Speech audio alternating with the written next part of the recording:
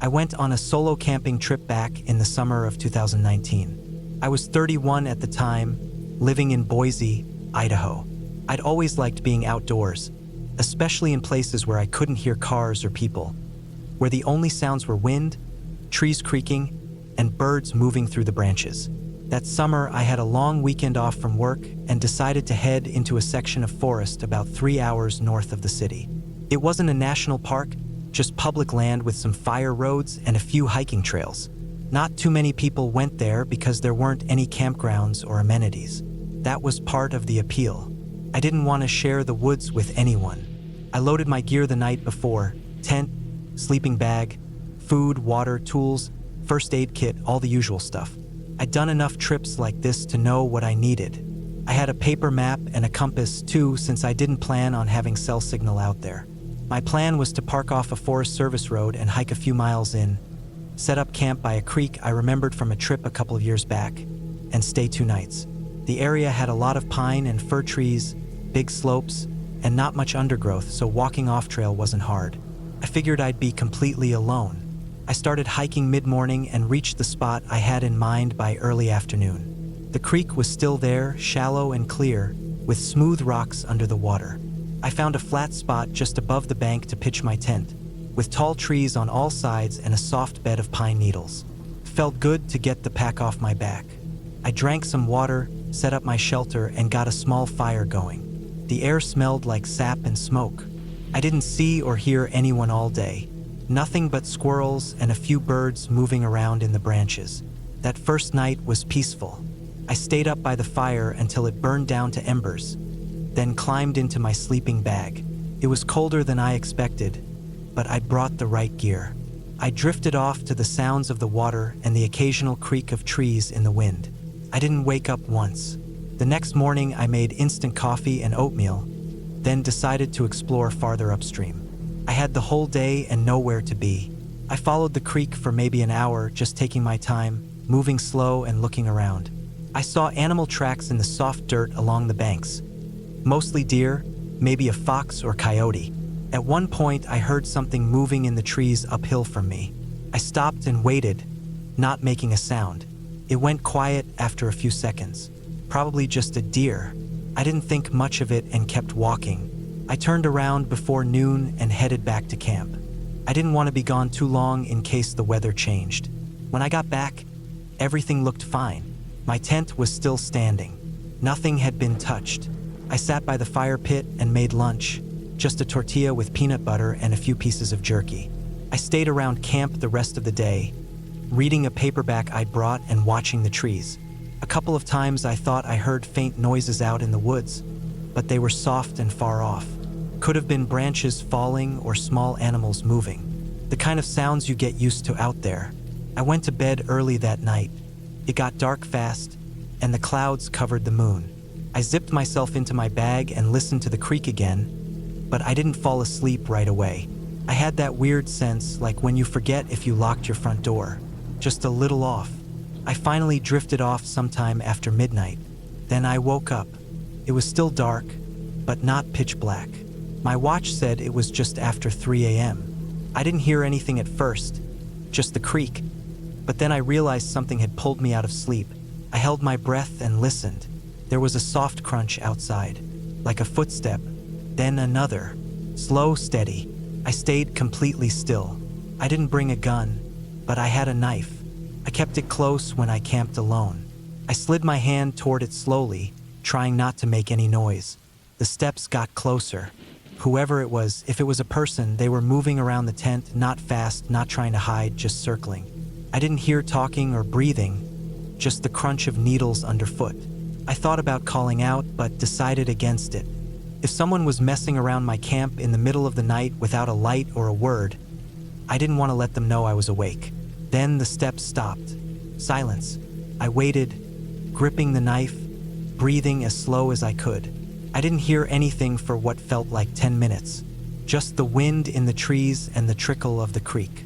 Then the steps started again, farther off this time, heading away from the tent. They faded into the distance until I couldn't hear them anymore. I didn't sleep again. When the sun came up, I got out fast. I checked around the tent. No footprints, but the ground was dry and covered in needles, so that didn't surprise me. Nothing was missing or disturbed, but I knew what I'd heard. I packed everything quickly. I thought about leaving then, but the rational part of my brain told me it could have been an animal, maybe even a deer.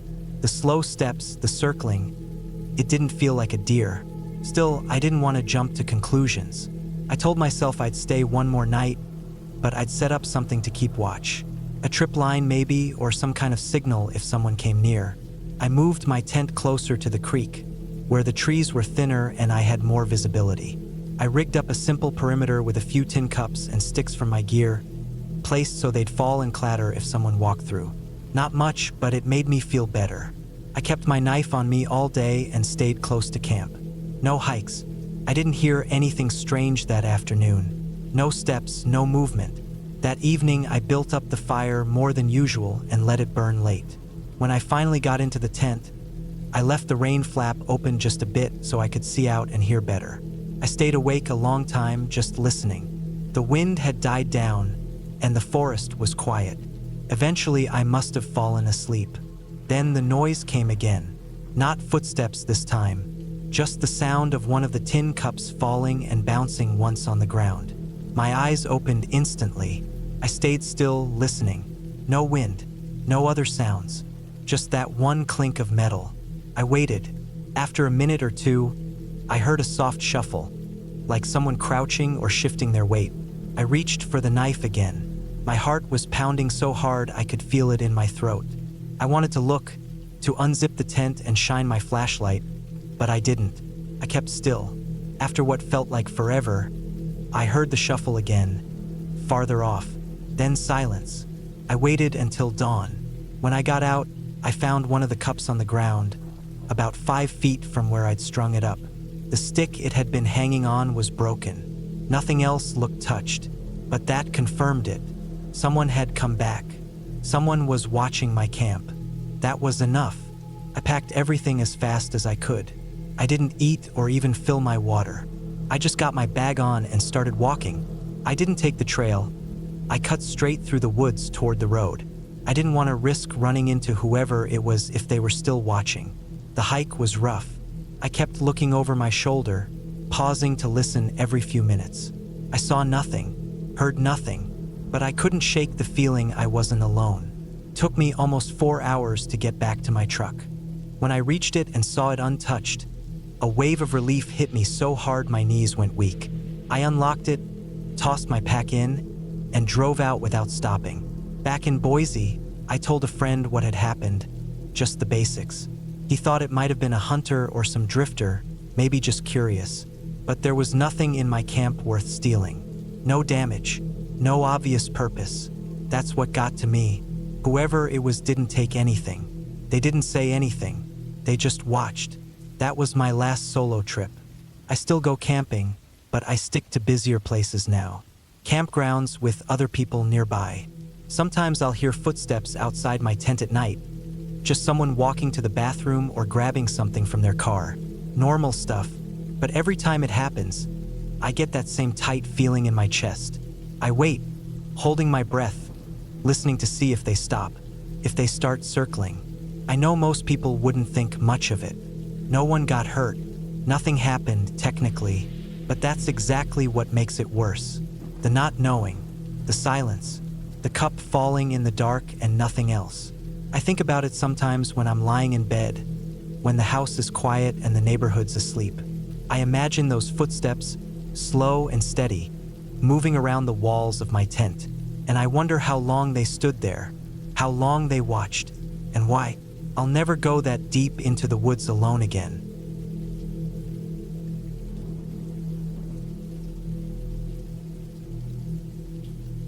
It was September of 2018 when I decided to take a short solo camping trip in northern Arizona, near the Coconino National Forest.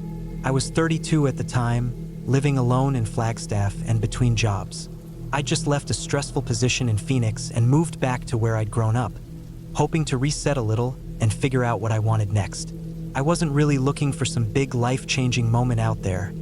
I just wanted a break from everything. I'd always liked being outdoors. As a kid, My dad used to take me on these weekend hikes and small camping trips in this part of the state. They weren't anything fancy, we'd just pick a quiet spot near the trees and pitch a tent. This trip was meant to be a little like that. Simple, quiet, maybe just 2 nights out there, no distractions. I packed the usual things: a tent, sleeping bag, a small gas stove, food that wouldn't spoil, a good knife, flashlight, water bottles, and a large jug for backup. I also had a satellite phone just in case. I wasn't dumb about safety. The spot I picked was off a forest road that ran about 10 miles into the woods from the nearest highway. There were no marked campsites, but I'd found a clearing on a topographical map that looked flat enough to camp. It sat just above a dry creek bed, surrounded by a mix of pine and oak. I drove in on a Wednesday morning, early enough that the road was still shaded by the trees. The dirt path was rough, but my old Tacoma handled it fine. I parked maybe 100 feet from the clearing and walked the rest of the way in with my gear. Felt peaceful. The sun was filtering through the branches, and there was a slight breeze. I could hear the occasional bird and the rustle of small animals in the brush. I set up my tent near the edge of the clearing where the ground was soft but not sloped. After that, I collected some dry wood and set a ring of stones for a small fire, even though I didn't plan to keep it going long. The rest of the day passed slowly. I walked a bit, followed the dry creek bed for a few hundred yards, then circled back when it got too dense with brush. That night was uneventful. I made some pasta over the gas stove and sat by the fire with a headlamp on, reading. I fell asleep sometime around 10, the kind of deep sleep you get after breathing fresh air all day. I didn't wake up until after sunrise. The second day I went exploring. I took a small backpack, filled it with water and a couple of snacks, and followed a narrow game trail that led east. It looked like deer had used it recently. The trail cut across some low hills and wound through thick clusters of trees. I kept track of my direction with a compass and marked a few trees with a knife so I could find my way back. It wasn't about going far, just far enough to stretch my legs and see something new. I saw some elk droppings and a set of coyote prints, but nothing that made me nervous. I stopped at a ridge around midday, ate a protein bar, then turned back. I was back at camp by 3 in the afternoon. That's when I first noticed something that felt off. My backpack, one I'd left on a stump near the tent, had been moved. Not stolen, just moved maybe 2 or 3 feet from where I'd left it. At first I figured maybe I'd left it like that and didn't remember, but I wasn't the kind of person to toss my gear around. I was careful, especially alone. Still, it wasn't ripped or emptied, so I brushed it off. That night, I didn't sleep as well. I kept hearing noises, which is normal in the forest. Twigs snapping, small rustlings, but this was different. It sounded like something heavier than a squirrel or rabbit. A couple times I sat up in my sleeping bag and just listened. Nothing clear, but I could feel the tension in my neck. Once I unzipped the tent quietly and scanned around with my flashlight. I didn't see anything but trees and brush. No glowing eyes, no movement. The next morning, I was tired and decided I'd pack up and head home early. One night of poor sleep was fine, but I didn't want to push it. I boiled some water for coffee and started packing slowly. That's when I found the footprints. They were faint but clear enough. Not animal, human. Someone had walked around the backside of my tent, stepping in a curved path as if circling. The prints were about the same size as mine, maybe a little bigger, and one of them had a distinct notch in the heel, like a boot with worn-out tread. They weren't mine. I'd been careful to step only in a direct line in and out of camp, and I hadn't walked that close to the rear of the tent. I stared at them for a long time. Now I felt it, the tight pull in my gut, the sense that I hadn't been as alone as I thought. I hadn't seen another person since I left the main road, and this was miles from any trailhead. Whoever had come through hadn't made any noise, hadn't touched anything else, hadn't left a note or sign. They just circled, watching. I packed faster. Tent, gear, food, everything went into the truck in under 20 minutes. I didn't eat breakfast. I just got behind the wheel and drove out. My eyes were on the mirrors the whole time, scanning the trees. I never saw anyone. No vehicles, no hikers, nothing. I got home by noon and took the longest shower I'd had in a while. I felt safe again in my apartment, but the unease didn't go away. That night, I double-checked every lock on my doors and windows. 2 weeks passed. I didn't tell anyone about the prints. I wasn't sure what to say. Maybe it was a hunter. Maybe someone passing through. I kept trying to explain it to myself like that. But then something happened that took the situation from strange to dangerous. One afternoon, I got a knock at my door. I wasn't expecting anyone. I looked through the peephole and saw a man I didn't recognize. Mid-40s, pale, wearing a dark ball cap. His clothes looked worn and dusty. He wasn't holding anything, just standing there. He didn't ring the bell. He didn't say anything. I watched him for maybe 30 seconds. He didn't move, didn't knock again. I stayed quiet. Eventually, he turned and walked away. I waited another 10 minutes before I opened the blinds. He was gone. That's when I started checking my truck more carefully. Every day after work, I'd look under it, inside it, just to be sure. I even installed a dash cam, thinking maybe I was just being paranoid. I also started going to the gym instead of hiking. It was just a phase, I told myself. I'd go back out eventually, just not yet. A month later, I got a call from a sheriff's deputy. They found a campsite in the woods, less than a mile from where I'd stayed. It had been abandoned, but it looked like someone had been living there for weeks, maybe months. There were tarps, food wrappers, a broken rifle, and a journal filled with odd, fragmented entries. Most of it was unreadable, water-damaged. No ID, no signs of who had been there. The deputy asked if I'd seen anything while camping. I told him about the footprints, but left out the part about the guy at my door. He said it matched with other reports. Hikers seeing strange camps, feeling watched, hearing noises at night. They never found the man. At least not officially. I still think about that trip. I think about how close I was to someone I never saw. Someone who may have been watching me the whole time. And what if I hadn't packed early? What if I'd stayed just one more night? I haven't gone back to that part of the forest. I still camp, but only in designated areas and never alone. I still love the outdoors, but I know now how fast things can shift from peaceful to dangerous. It wasn't a ghost or a monster. It was just a person, and that's what makes it worse.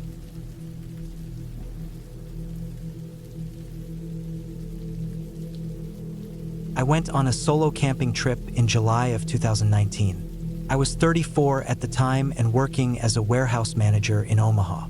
I'd gotten burnt out, needed a break, and decided to take a week off.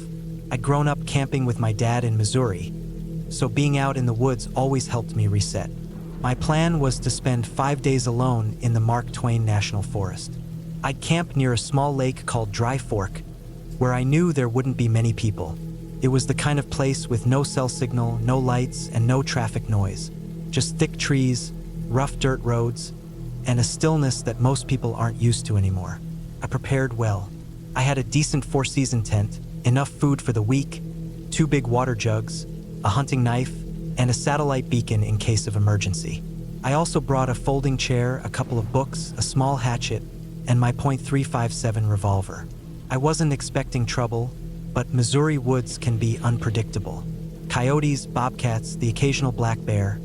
Nothing too dangerous, but still enough to warrant some caution. I arrived late in the afternoon. The sun was dipping low, and the sky had that soft orange glow that comes before dusk.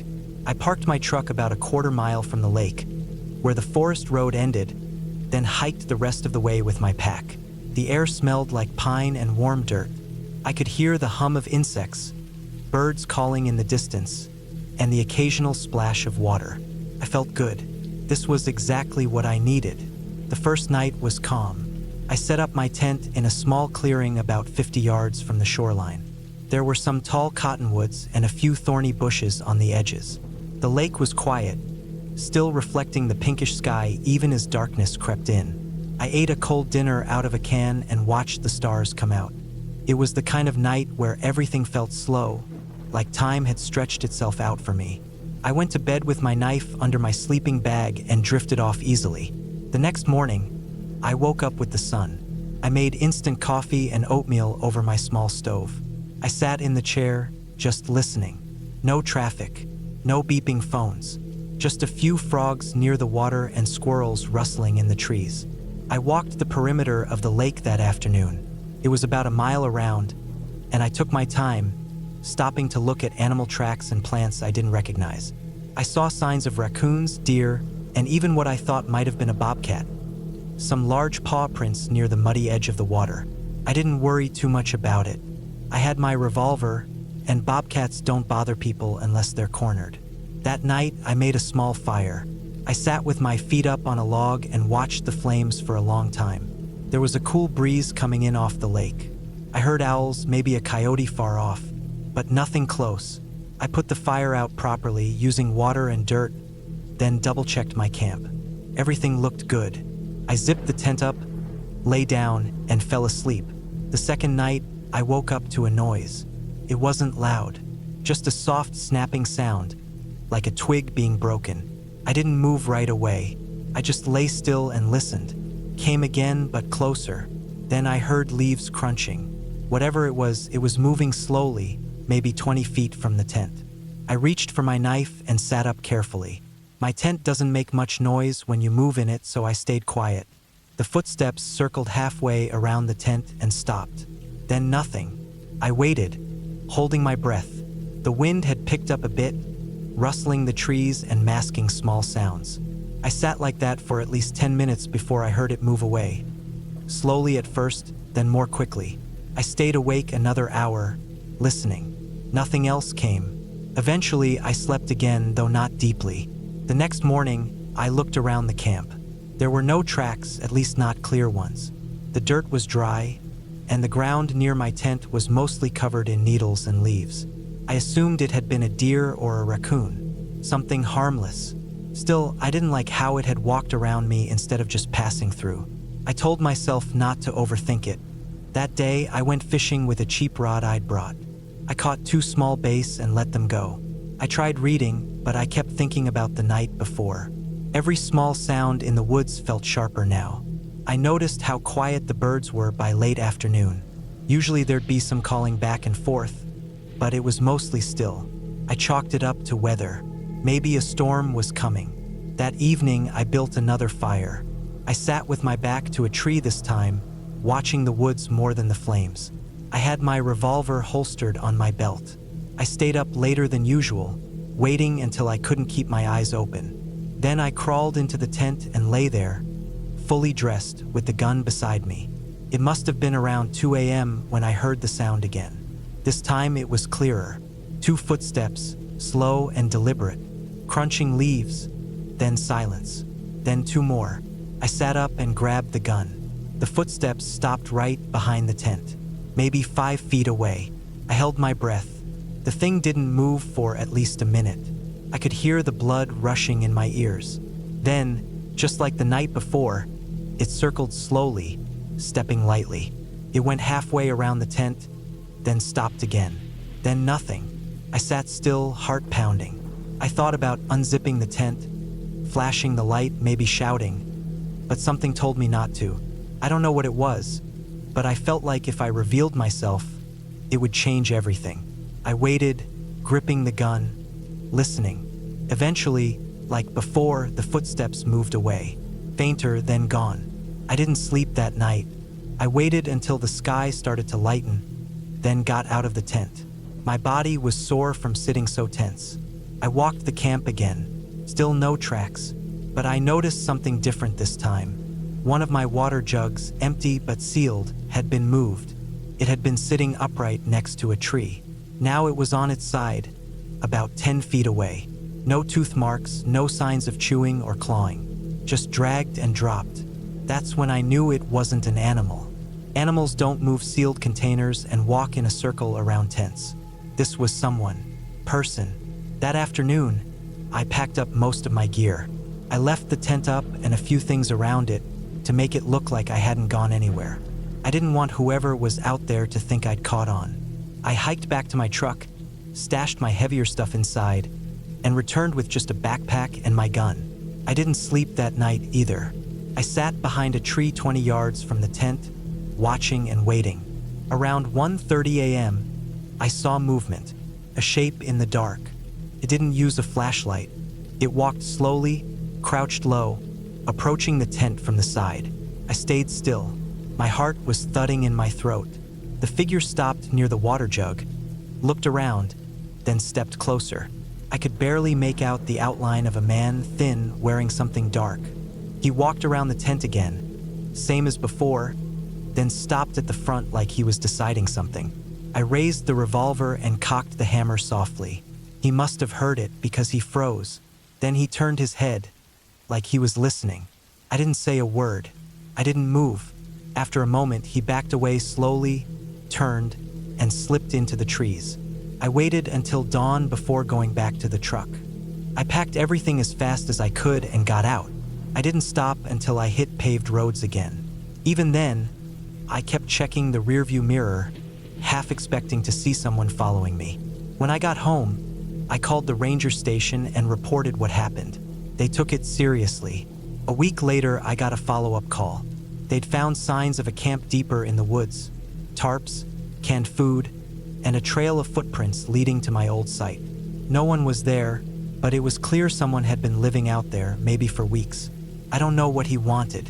Maybe just to scare people. Maybe worse. But I was lucky. If I hadn't been alert, if I hadn't trusted my gut, I might not have made it home. I haven't camped alone since. I still go outdoors, but I take friends now. I choose places with cell service, ranger patrols, and other campers nearby. The forest doesn't feel the same anymore. It's still beautiful, still quiet. But now, I know that silence can hide anything.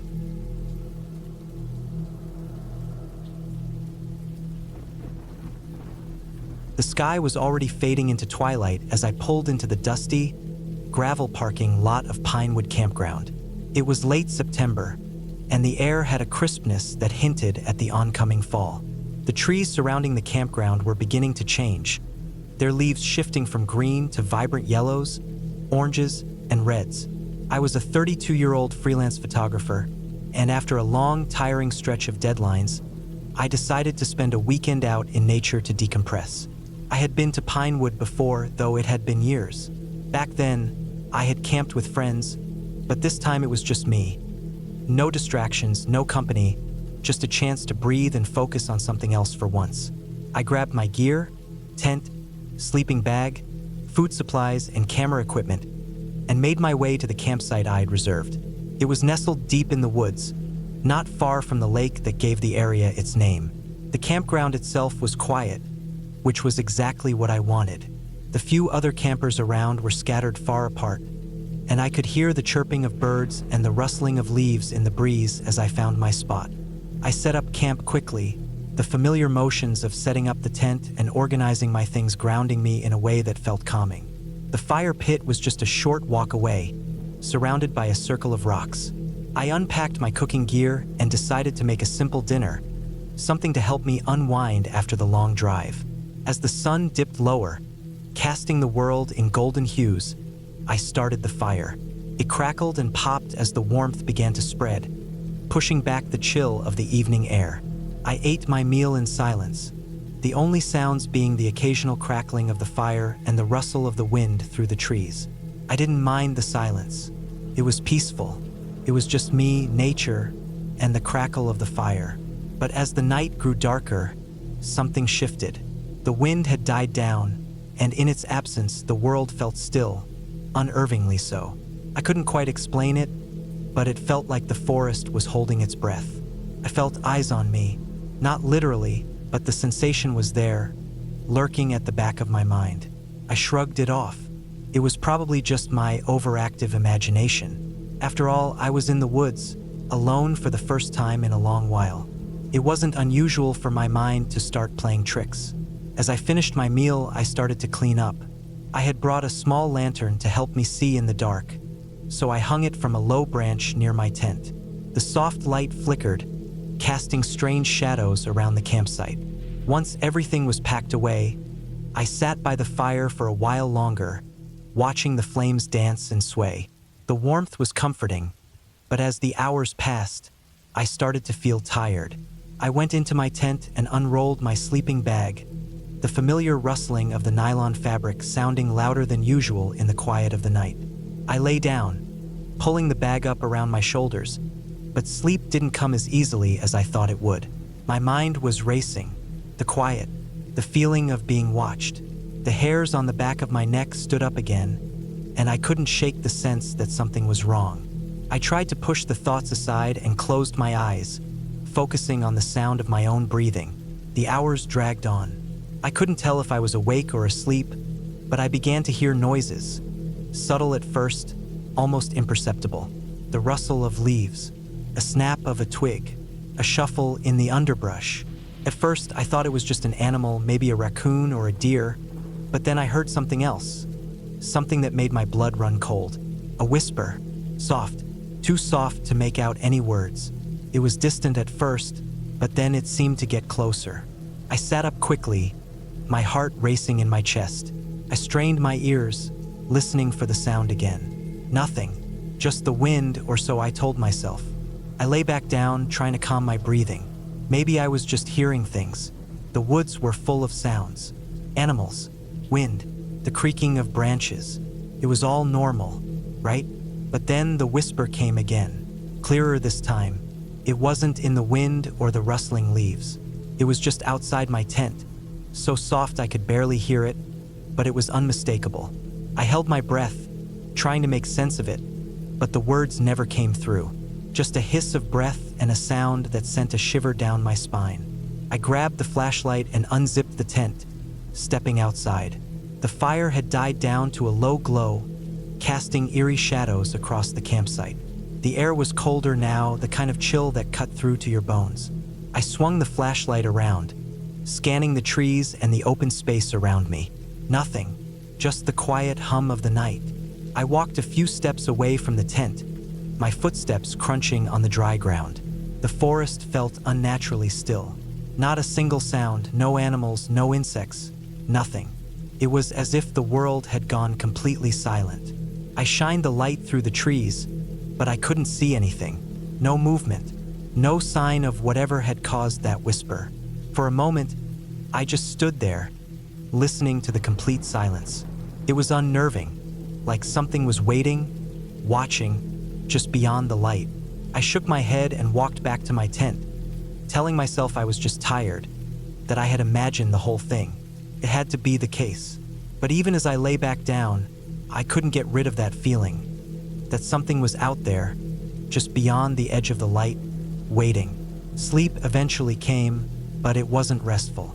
My mind raced with thoughts of the strange whisper and the unsettling quiet. I woke up several times throughout the night, each time feeling like I wasn't alone. Each time, I would force myself to breathe deeply, calm my racing heart, and convince myself that it was just my nerves. When the sun finally rose, I emerged from the tent, rubbing my eyes and blinking in the early morning light. The campground was still eerily quiet, but the sun's warmth helped ease the lingering unease. I decided to take a walk to clear my head. I grabbed my camera and set off down a trail that wound through the trees, leading toward the lake. As I walked, the forest seemed to come alive. Birds sang overhead, and the occasional squirrel dashed across my path. I felt my tension ease with every step. The woods weren't so frightening in the daylight. They were beautiful. I snapped pictures along the way, capturing the morning light filtering through the trees and the vibrant colors of the leaves. It was peaceful. But then, as I neared the lake, I saw something that made my stomach drop. A trail of broken branches and crushed leaves. Someone had been walking here recently. And not just someone large, someone heavy. The marks were fresh, the ground disturbed. I knelt down, running my fingers over the broken twigs. The trail led deeper into the forest, toward a part of the woods I didn't recognize. I stood up, my mind racing. Who would be out here this early in the morning? I thought about the whispering I had heard the night before, and a chill ran down my spine. I wasn't alone, not entirely. I decided to follow the trail, though I couldn't explain why. Maybe it was the need to know what was out there, or maybe it was just my curiosity. The further I walked, the more the air seemed to change. The trees grew thicker and the forest grew darker. The path became less clear, and I had to push my way through brush and vines. Then, as I rounded a bend, I saw something that made my breath catch in my throat. A makeshift camp. There was no one around, but the signs were unmistakable. A tarp hung loosely between two trees, and an old, worn backpack lay discarded on the ground. It was abandoned, but it hadn't been here long. I stepped closer, my heart pounding. I looked around, but the area was silent, as though the forest itself was holding its breath. After a moment of hesitation, I decided to turn back. My curiosity was now replaced by unease. I wasn't sure what I'd stumbled upon, but it was clear I didn't want to find out anymore.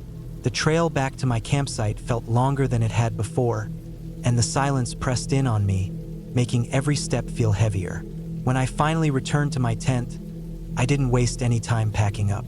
I wanted to leave, to get out of the woods and back to civilization.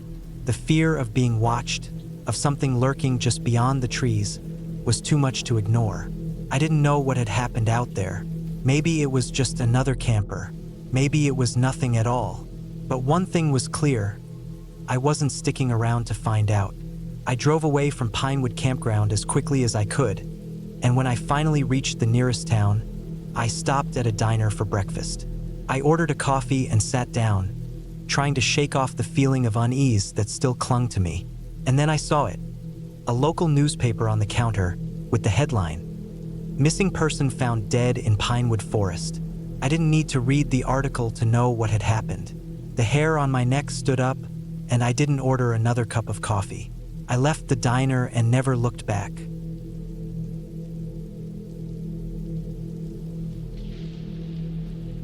It was late September, and the trees in the Adirondacks were starting to show the first signs of fall. The air was crisp, a reminder that summer was leaving and winter would soon be taking its place. I needed to get away from the noise and the stress of the city. Everything about my life in New York had felt like a blur of deadlines and obligations, so I decided to head out alone, to the woods, where the only sound would be the wind in the trees. I was 28 years old, and I'd been camping a few times before, but never alone. It felt like the perfect opportunity to disconnect. I planned to stay in a remote area, far from any campsites or roads, deep into the heart of the forest. The idea of complete solitude was what drew me in the most. It wasn't about the adventure or the thrill of the unknown.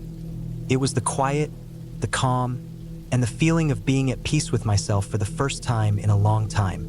I packed my gear carefully: a tent, a sleeping bag, a small camp stove, food, water, a flashlight, and my trusty pocket knife. Everything I would need for a weekend away from civilization. I parked my car at the trailhead and set out on foot with the hope of finding a secluded spot by the lake that I had read about online. The hike wasn't difficult, but it was a long one. The trail was narrow and winding, filled with thick trees and a carpet of fallen leaves. The sounds of birds and rustling branches surrounded me, but it was all peaceful. By the time I reached the lake, the sun was starting to dip below the horizon. The place was just as beautiful as I had imagined. A small, tranquil body of water surrounded by towering pines and mountains in the distance. I found a spot on the shore, cleared away some underbrush, and set up my tent. The sun's fading light made the whole scene feel like a painting. The water was still, reflecting the colors of the sky. It felt like the perfect place to unwind. I spent the evening gathering firewood, and as the fire crackled and burned, I sat back and watched the flames dance. There were no other campers around. It was just me, the fire, and the stars above. I had no plans to leave the tent tomorrow, just a day to enjoy the quiet, maybe read a book, and catch up on some much-needed rest. It felt like a luxury. The first night in the woods was exactly what I needed. The only thing that disturbed me was a faint sound in the distance, like a twig snapping underfoot. I looked up at the darkened trees, wondering if it was an animal, but the sound didn't come again, so I chalked it up to my imagination. The fire died down, and I crawled into my sleeping bag, letting the cool night air lull me to sleep. I woke early the next morning, well before sunrise. It was cold, and the frost on the ground crunched under my boots as I stepped outside. The air smelled fresh, earthy, like the kind of air you only get in the wilderness. I started a small fire again and brewed some coffee, the warmth of the cup seeping into my hands. I had a vague plan to explore the area around the lake, but had no real agenda. It felt good to just be here, disconnected from the world. I packed up a small bag with snacks, water, and my knife, and set out for a hike along the shoreline. The landscape was stunning. I was deep in the forest, and aside from the occasional chirp of birds and the rustling of small creatures in the underbrush, everything was silent. The lake stretched out before me, dark and still, and the woods around it seemed untouched by time. A few hours into the hike, I reached a small, hidden cove, sheltered by overhanging trees. It was the kind of spot that felt private, like it was meant just for me. I decided to sit for a while, take in the scenery, and just enjoy the solitude. I didn't know it then, but this was the moment when everything started to change. I noticed something out of the corner of my eye. At first, I thought it was a shadow moving through the trees, but when I turned to look, there was nothing there. I chalked it up to the movement of the branches in the wind. The day was getting warmer, and I felt like I had the entire forest to myself. But the peace I had been enjoying started to fade as a faint unease settled over me. It wasn't anything tangible, but the feeling lingered. I started to walk back to camp, but by the time I reached the edge of the lake, I felt like something was watching me. The hairs on the back of my neck stood up. I quickened my pace, telling myself I was just being paranoid. But the sense of unease grew stronger the closer I got to the camp. It was like the woods themselves were closing in on me, making it harder to breathe. When I returned to my camp, I stopped dead in my tracks.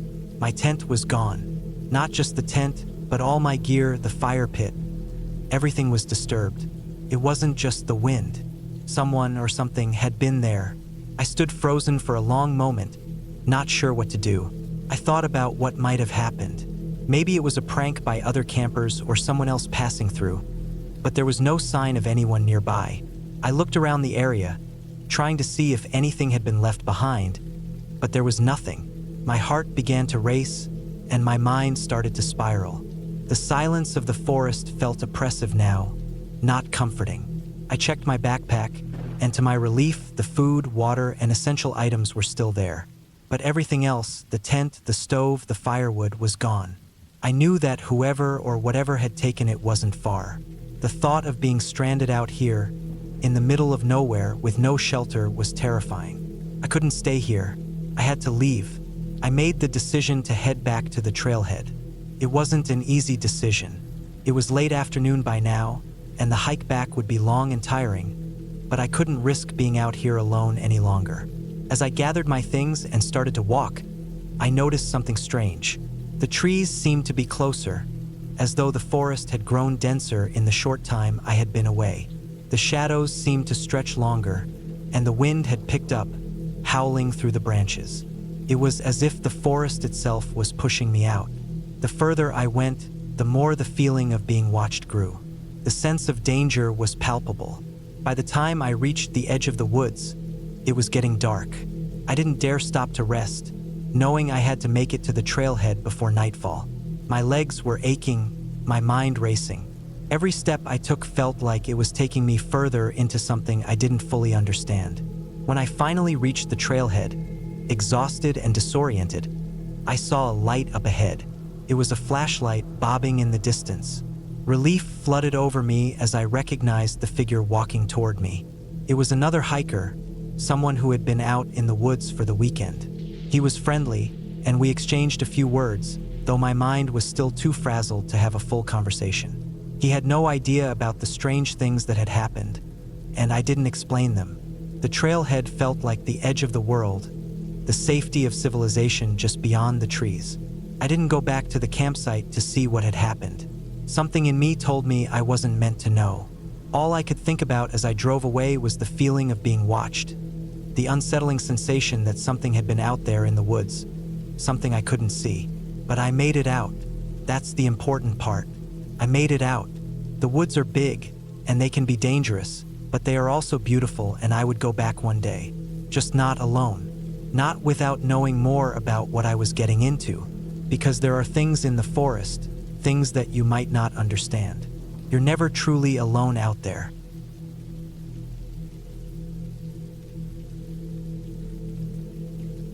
It's dark when I pull my truck into the small, secluded campsite. I'm in the middle of nowhere, miles from the nearest town. The It's the kind of spot you only find if you know exactly where you're going. There's no cell service here, no other campers. Just me, the trees, and the quiet hum of nature around me. This is supposed to be a getaway from everything, a break from the noise of my life. But as I step out of the truck, something doesn't feel right. I can't put my finger on it at first, just a slight unease that sits heavy in my chest, but I ignore it. The year is 2024, and I'm 32 years old. I've been camping plenty before, but there's something about this place that unsettles me. The sky is clear, stars scattered across it like diamonds, but the air is a little too still. I try to push that feeling aside as I unload my gear: tent, sleeping bag, food, water, and the essentials. The only sound is the crunch of gravel under my boots and the rustling of the trees as I move around. I set up the tent quickly, the whole process familiar. I'm well versed in how to make camp and do it in a way that's comfortable, practical. I get the fire pit ready, gather some wood from the pile nearby, and start a fire. The crackling flames light up the immediate area, casting long, wavering shadows against the trees. It's peaceful here, in this tiny, isolated corner of the forest, but that feeling of unease won't go away. The crackling of the fire is the only thing that cuts through the silence. Once the fire is going, I sit back on a rock near the edge of the camp, watching the flames dance in the cool night air. The forest around me seems alive, full of noises I can't quite place. There's the occasional snap of a branch, but I tell myself it's just wildlife. Deer, maybe, or a raccoon, small creatures going about their business. I've spent enough time in the woods to know the sounds, but tonight, it feels like something's off. After some time, I pull out a book from my bag, hoping it will take my mind off the nagging feeling in my gut. But even as I try to read, my eyes keep darting to the trees, scanning the darkness between them. It's like there's something there, just out of view, lurking. The shadows are deeper tonight, stretching longer than usual, almost as if they're moving closer to the fire. I shake my head, frustrated with myself for being so jumpy. I've camped alone plenty of times before. I've hiked for miles through dense woods and slept under the stars without a care in the world. But something about tonight feels different. When the fire begins to die down, I grab more wood and feed it into the flames. The night is cold now, and the warmth of the fire is a welcome comfort. The flickering light makes the trees around me seem alive, their trunks twisting and stretching in the shadows. I stare at the flames, trying to focus on something, anything, to distract myself. But then, from the corner of my eye, I see something move in the trees. It's quick, just a flash of movement, but it's enough to make my heart skip. I look up, my eyes scanning the dark outline of the forest, but I don't see anything. My breath catches, and for a moment I think I imagined it. Maybe it was just the wind, the way the branches shifted. I tell myself to relax, but the sensation of being watched doesn't go away. It's like someone, or something, is just outside my camp, hidden in the darkness, waiting. I stand up and walk over to the edge of the camp, my eyes trained on the trees. Nothing. Still, I can't shake the feeling. It's like the woods themselves are holding their breath, waiting for something. I spend the next few hours staring into the night, trying to push the anxiety away, but it keeps building, creeping into the edges of my thoughts. By midnight, the fire has dwindled down to just a few glowing embers. The sky above is pitch black, the stars distant and cold. I'm sitting by the fire, wrapping myself in my jacket, when I hear a noise. It's faint at first, almost like a soft rustling. Then it comes again, louder this time, a crack of something heavy moving through the underbrush. I freeze, my body stiffening as I listen. It's too close to my camp to be an animal. The noise is deliberate, heavy, and slow, like something or someone is moving through the woods, trying to stay hidden. My heart starts racing. I don't move, afraid that any sound I make will give me away. The crackling of the fire is the only noise now, but it seems impossibly loud. I wait. Nothing happens. The forest falls silent again. Maybe it's nothing, I think. Maybe it's just the wind playing tricks on me, but I can't shake the feeling. The air is thick now, oppressive, and it feels like the trees are closing in around me. I get up slowly, trying to make as little noise as possible. I grab my flashlight and shine it toward the woods, scanning the area. There's nothing, just trees and shadows. But I'm not convinced. Something is out there. I decide to stay close to the fire, not wanting to venture into the woods on my own. But the unease only grows. The quiet feels unnatural now, like something is wrong. I sit down again by the dying fire, trying to breathe through the rising panic in my chest. As I sit there, I notice something strange. The shadows in the trees seem to be moving. They're not just flickering with the firelight, but actively shifting, as if something is making them move. My eyes are playing tricks on me. I tell myself that it's just the wind. Then I hear it again. This time it's much closer. A soft scraping sound, like something dragging across the forest floor. My heart slams in my chest, and I stand up, my body trembling. I point the flashlight into the darkness, but I don't see anything. Then, without warning, I hear something heavy, like footsteps, crunching through the leaves, coming from the far side of my camp. My stomach drops, and I know, without a doubt, that I am not alone. I don't know what to do. Panic rises in my throat, and I feel the fight or flight instinct kicking in. My brain tells me to run, but my legs won't move. I stay frozen in place, staring into the woods, waiting for whatever is out there to show itself. The steps stop. The silence is deafening. I don't dare move, don't dare breathe. My flashlight is shaking in my hands, the beam bouncing across the trees, but I don't see anything. No movement, no shapes, just darkness. Then a crack, a loud, sharp snap of a branch, and I feel my pulse racing again. It's right there, just beyond the circle of light. Something is watching me. I take a deep breath and force myself to move. I grab my bag and the essentials, my knife, my map, and stuff them into my pack. I need to leave. I can't stay here any longer. I turn toward the truck, my mind made up, when I hear it again. A voice, a low murmur, too far away to make out the words, but close enough to make my skin crawl. The voice sounds human, but something about it doesn't sit right. I grab my keys and start walking quickly toward my truck, every step feeling heavier than the last. The camp feels wrong, like it's suffocating me, and the air is thick with something I can't explain. I get to the truck and slam the door shut behind me, my hands shaking as I start the engine. The engine sputters to life, and I quickly throw it into gear, peeling out of the campsite, leaving the small, secluded area behind. The road is bumpy and narrow, but I don't care. My heart is racing, and my mind is clouded with fear. I don't look back. I just drive, faster and faster, until I finally reach the main road and can see the lights of the nearest town ahead. I pull into the gas station, my hands still trembling as I turn off the engine. I sit there for a moment trying to catch my breath, but I don't feel any better. My skin is cold, my heart is pounding, and the feeling of being watched hasn't left me. It's still there, lingering at the edges of my mind.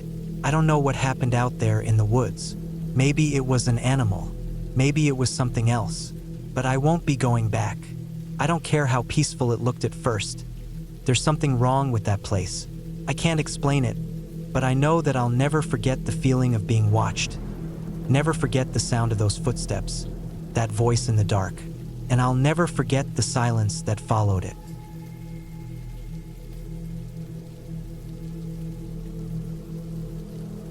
I was 34 when I decided to go on a solo camping trip in the northern part of Idaho, close to the Canadian border. It was the summer of 2021, and I had been working from home for over a year due to everything that had happened in the world. My job as a graphic designer had me glued to a screen day and night, and I had started to feel completely disconnected from everything that wasn't digital. I hadn't been outdoors in months, and I missed it in a way I couldn't explain. I picked a spot about 3 hours outside of Sandpoint, a remote area near a river I found on an old hiking forum.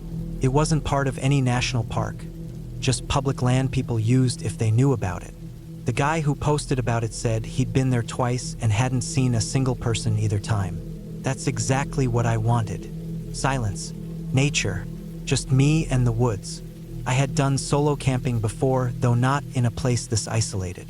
I packed enough food for 5 days, brought 2 power banks for my phone, even though I didn't expect signal, a foldable solar charger, a water filter, and all my gear. I left my car parked a few miles down an old dirt road and hiked the rest of the way in. It took me about an hour and a half to reach the riverbank, where I set up camp. There were no trails or signs, nothing but thick woods and silence. The river wasn't big, but it moved fast and clear. I found a small flat area under some tall pines and set up my tent. Felt perfect. By the second night, I had settled into the rhythm of it. I fished a little, made fires, cooked simple meals, read a paperback book, and sat watching the light change through the trees. The first 2 nights were uneventful. A few distant animal sounds, rustling in the brush that was probably a deer, nothing unusual. It was on the 3rd day that I started noticing small things that didn't feel right. I woke up that morning and found that my cooking pan, which I had left leaned against a rock by the fire pit, was missing. I thought maybe I had put it somewhere else without realizing it. I checked all around the area and eventually found it about 15 feet away, lying upside down next to a bush. That didn't make any sense. I hadn't moved it. I brushed it off, thinking maybe I knocked it over the night before and it rolled somehow. Still, it felt strange. Later that day, I went to refill my water from the river and found fresh footprints in the muddy bank near where I'd been filtering water. They weren't mine. I could tell because the treads didn't match my boots, and they were heading upstream, away from my camp. They looked fresh, not more than a few hours old. I stood there staring at them, trying to figure out how someone else could be out here. I hadn't seen anyone since I left the road. I had checked the area before setting up and hadn't noticed any signs of other people. No gear, no sounds, nothing. I followed the tracks for a little while, maybe 20 minutes upstream, but they faded quickly once the ground got drier. There were no other signs of anyone. No campfire, no tent, no garbage. Just those prints. I tried to shake it off, telling myself it was probably just a hiker passing through, but something about it felt wrong. Why would someone hike through this area without camping? Where did they go? That night, I had trouble sleeping. Every little sound made me sit up in my sleeping bag. I kept listening for voices, footsteps, anything, but it was quiet, too quiet. I kept telling myself it was just my imagination getting the best of me. I was deep in the woods alone, and it was normal to feel on edge. But even then, something felt different. The next morning, I noticed something else. My pack had been unzipped. Not all the way, just enough to tell someone had been looking through it. Nothing was missing, but it wasn't how I left it. I always zipped it shut tight before going to sleep. That's when I knew it wasn't animals. No bear or raccoon is going to unzip a pack neatly and leave it otherwise untouched. This was a person. That's when I decided I'd leave the next morning. I had planned to stay 5 nights, but 3 was enough. I didn't like the idea of someone wandering around near my camp in the middle of the night, not saying anything, not making their presence known. It wasn't just strange, it was threatening. If someone else was out there, sneaking around instead of saying hello or making noise, they were doing it on purpose. I didn't want to find out why. I spent that day double-checking everything, packing what I could early, making sure my gear was dry and ready. I didn't hike out because I didn't want to do it tired or in the dark. I'd wait until first light and head back to the car. That night, I didn't even start a fire. I didn't want to draw attention.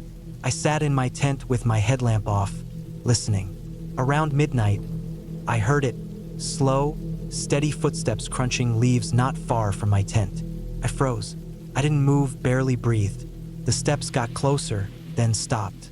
For a long time, I didn't hear anything. Then I heard something scrape against the side of my tent. Just a faint dragging sound. My stomach turned. I had no weapon, just a utility knife and a small hatchet I used for splitting firewood. I reached for both, slowly, trying not to make noise. I sat there, gripping the knife so hard my hand hurt. I wanted to scream, to yell, but I didn't want to give away that I was awake. I waited like that for what felt like forever. Eventually, the sound faded, and the steps moved away. I didn't sleep after that. I waited until the first hint of light and packed everything in 15 minutes flat. I didn't eat, didn't drink, didn't even take down my tent properly. I just stuffed it all into my pack and left. The hike back felt twice as long. Every sound in the woods made me jump. I kept checking over my shoulder, certain I'd see someone following me. I didn't, but when I finally reached the spot where I had left my car, I found something else. My rear driver's side window was cracked open about an inch. I know I didn't leave it like that. I always lock the car completely and double check it, especially out here. Nothing inside seemed disturbed, but it still rattled me. Whoever was out there had been close enough to find my car. That meant they had probably been watching me from the beginning. I drove straight back to Sandpoint and got a motel room. I sat under the shower for half an hour, just letting the hot water run over me. That night, I didn't sleep much either. I kept replaying the noise outside my tent, the footprints, the pack being unzipped. Someone had been watching me close for days. I don't know what they wanted. They didn't take anything. They didn't hurt me, but they got close. Too close. I thought about reporting it to the local sheriff, but what would I even say? There was no crime, no proof. Just a story about someone creeping around the woods. I decided not to. I didn't want to go back out there to explain where it happened or show them the spot. It's been over 3 years now, and I haven't gone solo camping since. I still camp, but only in state parks where there are rangers and other people. I still think about what happened sometimes, especially when I'm falling asleep in a tent. The woods are beautiful, but they're also wide open. No locks, no doors, no walls, just thin nylon and shadows. I think that's what scared me most. Not what I saw, but what I didn't see. That someone was out there, close enough to watch me, maybe even close enough to touch my tent, and I never even saw their face. Whoever they were, they didn't want to be seen. They wanted to watch, to get close without being noticed. And they did. But I got away. I didn't stick around to find out what they wanted. I don't think they expected me to leave so fast. If I had stayed one more night, maybe I wouldn't have had the chance. That's what I think about the most. How close I came to something I'll never really understand. And that's enough. I don't need to know who they were or what they were doing out there. I'm just glad I left when I did. Sometimes the smartest thing you can do in the woods is to pack up and walk away.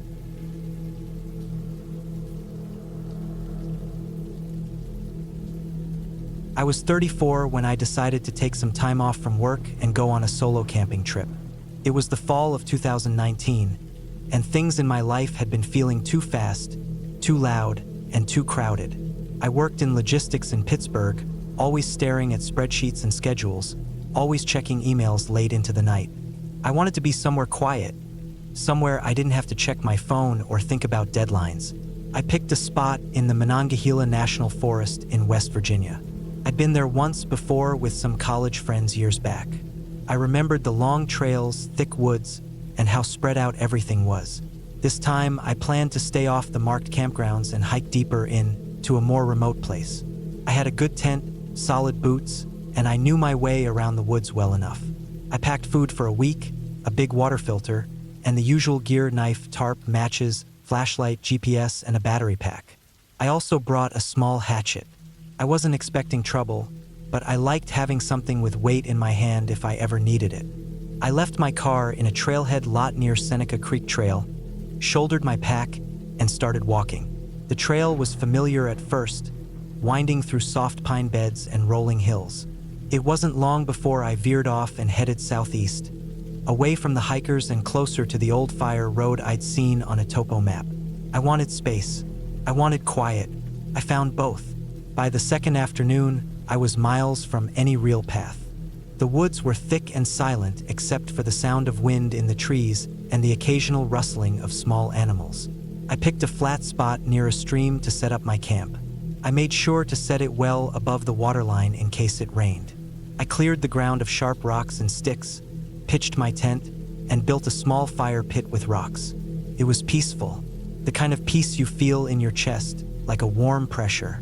The first 2 nights were uneventful. I hiked during the day, took photos of the changing leaves, and sat by the fire at night with my headlamp and a paperback. I didn't see a single person. I liked that. I felt like I had the forest all to myself. On the 3rd day, I decided to hike farther out just to explore. I left my tent and gear where they were and followed the stream for a couple miles, marking trees with small strips of orange tape so I could find my way back. I saw deer, some turkey, and a lot of scat that looked like it came from coyotes. Nothing unusual. Around midday, I came across something strange. At first, I thought it was just trash. A few metal cans scattered in the brush. But when I got closer, I saw that they were old. Real old. Rusted through in places, covered in moss. Some still had faded labels I couldn't read. Then I noticed more. An old pot, a broken lantern, the frame of what might have once been a cot. All of it almost swallowed up by the forest. I realized I was standing in what used to be someone's campsite. Decades ago, probably. There was no structure, just some flat stones that might have been a fire ring and more junk scattered in the underbrush. I poked around for a while, careful not to touch anything too unstable. Then I found something that made my stomach turn a little. A torn piece of canvas with what looked like dried blood on it. It was brownish, could have been old paint, I told myself, but it looked too much like blood. I stepped back and decided I'd seen enough. Something about that place felt wrong. Not haunted or anything, I don't believe in that, but more like the kind of wrong you feel in your gut when you walk into a room where a fight just happened. Like the tension sticks to the air. I turned back toward my own camp, checking the orange tape every 100 feet or so. About an hour later, I was back at my tent. Everything looked fine at first. My tent was still up. My food bag was still hanging from the tree I'd strung it on. But when I got closer, I noticed the tent zipper was halfway down. I was sure I'd closed it. I knelt beside it and looked in. My sleeping bag was pushed to the side. One of the gear bags inside was unzipped, and some of my things were out of place. Not stolen, just moved. My flashlight was on top of the sleeping bag instead of inside the side pocket where I kept it. A pair of socks I'd left in a stuffed sack were outside the bag entirely. It looked like someone had searched through it. I stood up fast and turned around, scanning the trees. I didn't see anyone. I didn't hear anything either, just leaves in the breeze. The woods were so quiet it made my ears ring. I took the hatchet from the side pocket of my pack and held it while I walked a slow circle around the clearing. I didn't see any fresh tracks or signs of someone passing through. No broken branches or flattened grass. But I couldn't shake the feeling that I wasn't alone. That night, I didn't build a fire. I didn't want to draw attention. I lay in my tent, fully dressed, with my headlamp strapped to my head and the hatchet beside me. I barely slept. Every noise made me sit up and hold my breath. I heard twigs snap a few times, but that could have been anything. Still, my nerves were shot by morning. When the sun came up, I packed fast. I didn't eat. I didn't make coffee. I just shoved everything into my pack and started walking west, back toward the trailhead. I planned to be back to my car by nightfall. But around midday, I realized something was off. The orange tape I'd tied to the trees on the way in, some of it was gone. Not all of it, just some. Enough to confuse me. I stopped and tried to remember the terrain. Had I gone the wrong way? I checked my GPS. The battery had died. I swore under my breath and dug for my battery pack. It was gone. I knew I'd packed it. I emptied my whole bag. It wasn't there. Now I was scared. Not just uneasy, but really scared. Someone had been in my camp. They'd taken something without me knowing. And now, someone had pulled down the markers I used to find my way. It wasn't a coincidence. I wasn't alone out here. I kept walking anyway. I knew the general direction I needed to go, and I was still near the stream, which flowed west. I followed it, even though it made the hiking slower and rougher. At least I wouldn't get turned around. That afternoon, I found more signs that someone had been messing with me. A pile of rocks that hadn't been there before. For smooth stones stacked neatly in the middle of the path I'd just come down. I stopped and looked around again. I couldn't hear anything but the stream and my own breathing. I wanted to shout, to yell out and see if anyone would answer, but something deep in me told me not to. Whoever was out there didn't want to be seen. They wanted to scare me, and it was working. I pushed hard through the rest of the day, only stopping to drink from the stream and catch my breath. My legs ached. My feet were soaked. By evening, I was still in the woods, and the light was dying. I found a narrow, rocky rise that gave me some elevation and climbed it, hoping to see something that looked familiar. What I saw instead chilled me.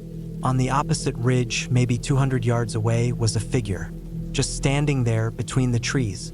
I couldn't see their face or even details of their clothes, just the shape of a person, standing completely still, watching. I dropped down behind a rock and didn't move. I stayed there for a long time, watching. When I finally looked again, the figure was gone. I moved on, now fully on edge. I didn't stop that night.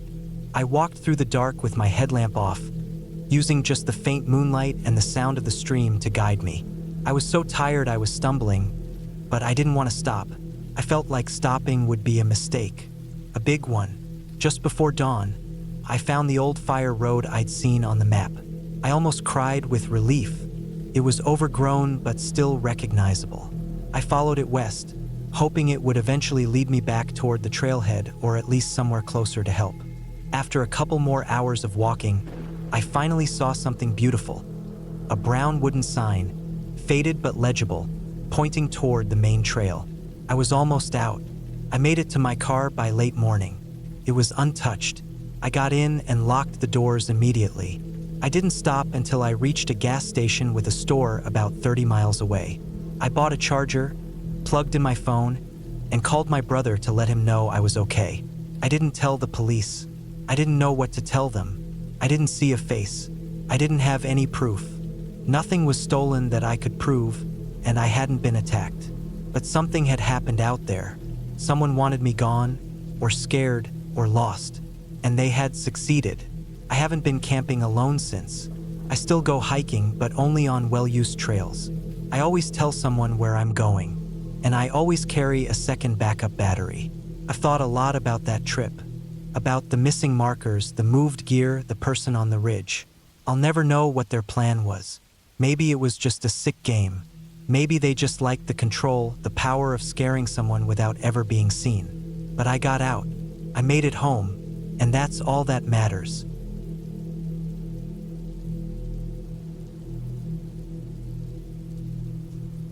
It was the summer of 2019. I was 34 years old and had just quit my job at a logistics company in Tampa. I had some savings put aside, and after years of working long hours and barely getting time for myself, I needed a break. I wanted to disconnect from people, phones, meetings, and emails. I'd always liked the outdoors, and camping had been something I used to enjoy when I was younger. I figured it was the right time to get back into it. So I packed up my old Ford Escape, loaded a tent, sleeping bag, basic gear, a small cooler, and enough supplies for a few days. My plan was to head up into northern Georgia, near the Chattahoochee National Forest, where I had camped once before when I was a teenager. I didn't have a specific campsite in mind. I looked at maps, did a little research, and decided I'd find a spot away from the more popular areas. I wasn't interested in being near RVs, families, or loud weekend groups. I wanted to be alone, deep in the woods, away from everything. I drove about 8 hours and reached a small, winding road that broke off from the main route.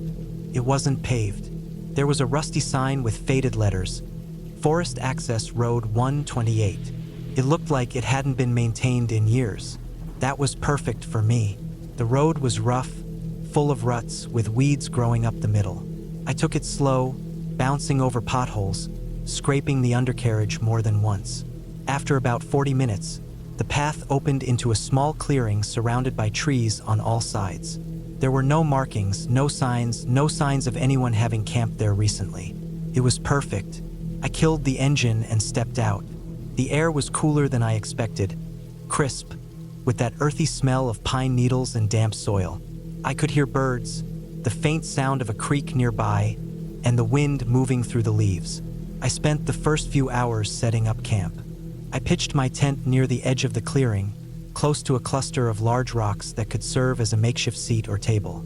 I gathered some dry wood, made a small fire pit with stones, and laid out my food and gear in an organized way. I wasn't in any rush. The sun was still up, and I had no plans but to enjoy the quiet. That first night was peaceful. I cooked a simple meal over the fire, ate slowly, watched the stars come out.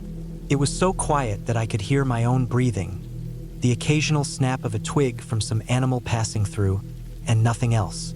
It was what I had hoped for. I slept deeply that night, wrapped in my sleeping bag, with only the sounds of nature outside. The next morning, I woke up early, just as the sky was getting light. I made coffee with my portable stove and sipped it while watching the sun rise through the trees. There was a chill in the air, but it felt good. I decided I'd spend the day exploring. I took my backpack, filled a couple bottles of water, packed a granola bar, a knife, and my compass, and started hiking in a random direction. I marked trees with small notches using my pocket knife, just in case I lost track of the way back. The woods were dense, full of life, and untouched by people.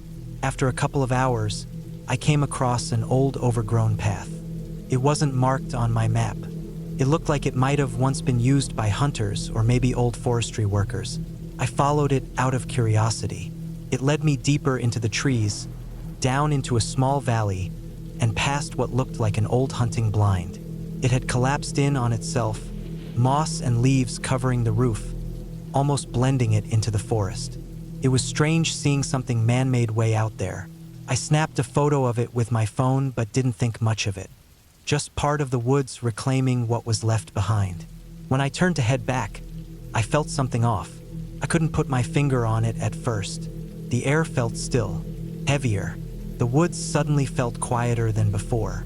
I waited for birds or rustling in the bushes, but there was nothing. I tried to shrug it off, figured maybe it was just the time of day. I took out my compass, oriented myself, and started walking back toward the direction I'd come from. But something was wrong. I passed a tree I could have sworn I had already marked, but the notch wasn't mine. It looked older. I walked faster, checking the trees, trying to find my trail. I realized I had veered slightly without noticing, and now I wasn't exactly sure where I was. I tried to stay calm. I knew panic would only make it worse. I checked the time. It was 2:30 in the afternoon. Still plenty of daylight. I kept walking, scanning the forest carefully. Eventually, I came across one of my own notches. I let out a breath of relief. I followed them back, slowly but surely. Took me about an hour and a half, but I made it to camp. When I got back, I noticed something strange. My small cooler had been moved. It was about a foot from where I left it. I didn't think much of it at first. Maybe I had knocked it without realizing earlier. That night, I stayed up a little later than usual. I kept the fire going longer. There was a weird feeling in the air. I didn't see or hear anything unusual, but I couldn't shake the sense that I wasn't as alone as I thought. I went to bed eventually, more alert than the night before. Every little sound outside made me open my eyes. I didn't sleep well. In the morning, I saw clear tracks in the dirt near my fire pit. They were human. Boots, maybe size 10 or 11. Not mine. I stood there for a while, staring at them. They came in from the north side of the clearing and circled the tent once. They didn't go toward the cooler or the gear, just around the tent. Then they led off back into the woods. I felt something heavy settle in my chest. Someone had been near me while I was sleeping, watching. I hadn't heard a thing. No breaking twigs, no rustling, nothing. I packed up quickly that morning, planning to head out. I didn't want to deal with whatever this was. But as I started loading my gear into the car, I realized my keys weren't in the front seat where I always left them. I tore the place apart, checked every bag, every pocket, the ground, the tent, even inside my sleeping bag. Nothing. My keys were gone. I tried not to panic, but it was hard. I sat in the driver's seat trying to think. I had no signal, of course. I was too deep in the woods for that. I could try walking back toward the main road, but it was miles away, and I wasn't sure I could find it again without driving. I still had supplies and water, but not much. I decided to stay one more night and look for the keys in the morning. Maybe I had dropped them during the hike and just hadn't realized. I spent most of the day retracing my steps around the camp and into the nearby woods. I didn't go far. I was too nervous now. Every sound made me freeze. At one point, I thought I saw movement through the trees, but when I looked again, it was gone. Could have been a deer, could have been something else. That night, I didn't sleep at all. I kept the fire burning until it was just embers. I sat with the flashlight in my lap, eyes fixed on the dark. Nothing happened, but that didn't make it better. The not knowing was worse. When the sun came up, I was already walking. I decided to follow the footprints from the day before. They led deeper into the woods. I knew it was risky, but I couldn't just sit around and wait. I followed them slowly, carefully, marking my path so I wouldn't get lost again. After about an hour, I found something that made my stomach drop. Hanging from a branch about 6 feet off the ground, dangling from a piece of thin wire, were my car keys, just swinging gently in the breeze. Someone had taken them and hung them there, deliberately, for me to find, or as a warning. I didn't wait to find out. I snatched them and ran. I didn't care about the gear I left behind. I just wanted to be gone. I got in the car, started it, and drove down that terrible road as fast as I could without wrecking. The whole time, I kept looking in the rearview mirror, expecting to see someone step out into the road. No one did. I didn't stop until I reached a gas station near the highway. I sat there for almost an hour, shaking, drinking warm soda from a vending machine, trying to calm down. I didn't report it. What would I even say? There were no signs of a crime. No one to accuse, no damage, just a terrifying experience with no explanation. It wasn't illegal to walk in the woods. It wasn't illegal to hang keys from a tree. But I knew what happened.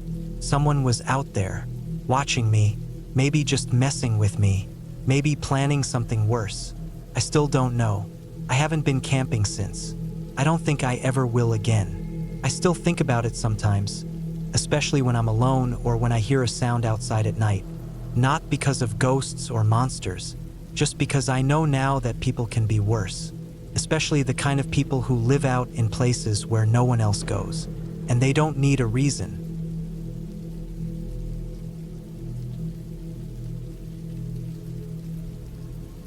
I was 32 the summer I decided to take a solo camping trip deep into the northern part of Idaho.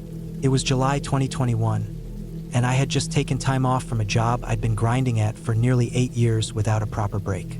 I'd been feeling burned out and irritable all the time, and I thought being alone in the woods, away from emails and traffic and other people, might help straighten my head out. I didn't want campgrounds or RV parks or anything like that. I wanted real isolation, just a tent, my pack, and a few days of total quiet. I found a spot on satellite maps that seemed perfect, about 15 miles off any major road, not marked with any trails. Just a small clearing next to a winding creek that eventually fed into the Salmon River.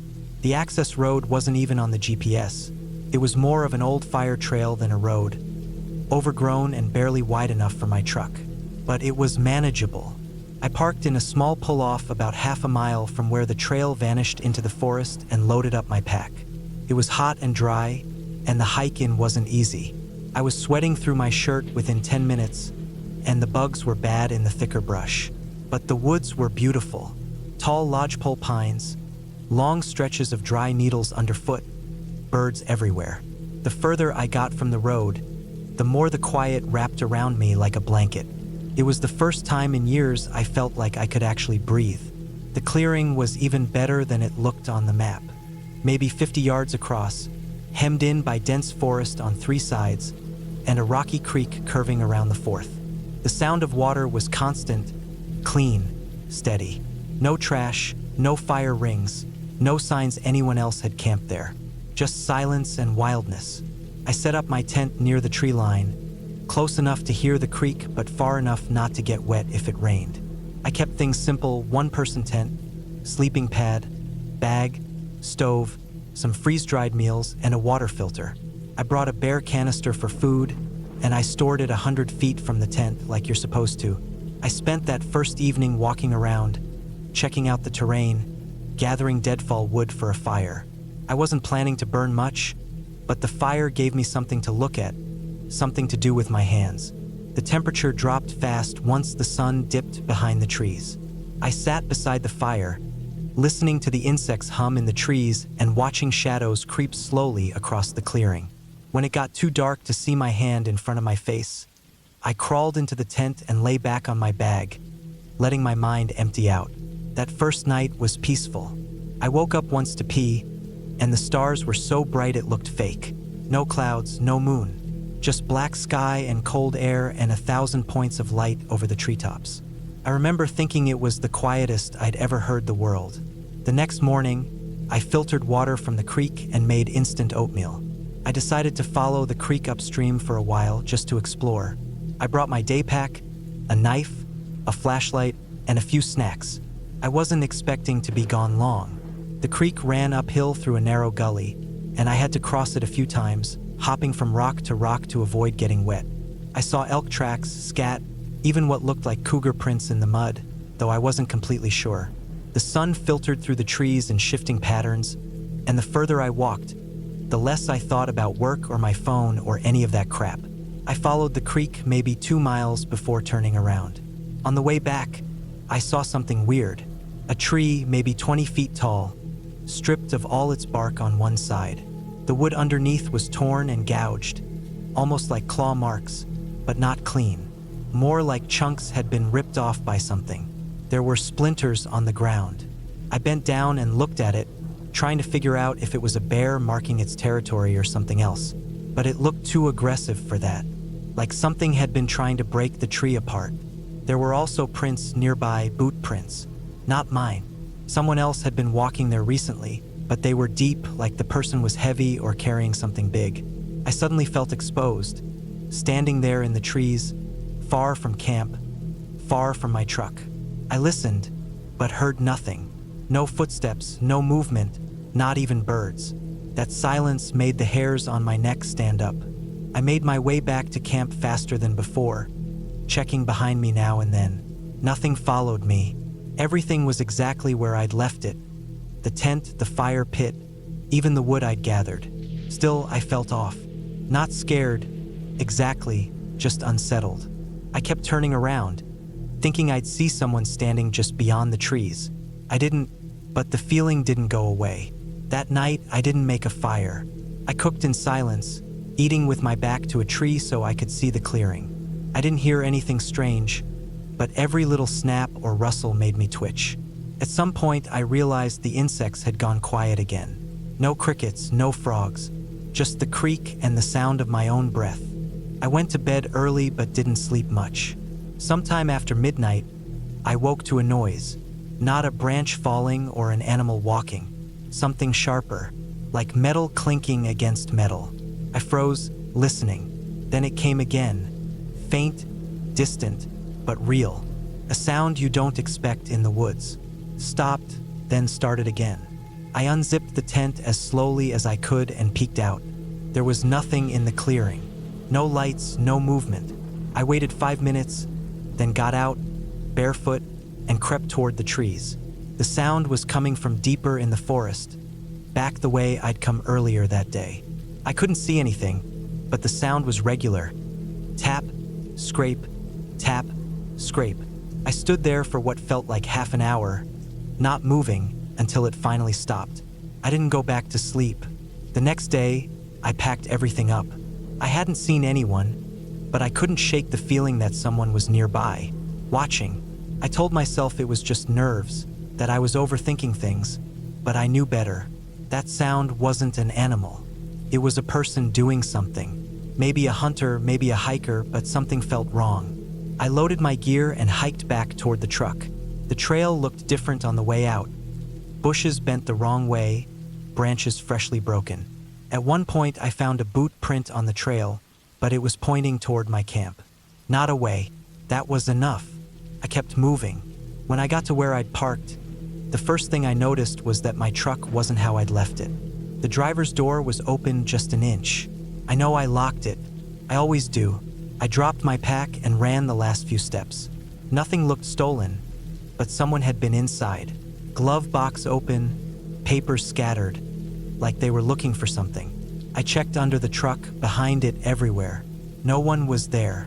I jumped in and started the engine without thinking.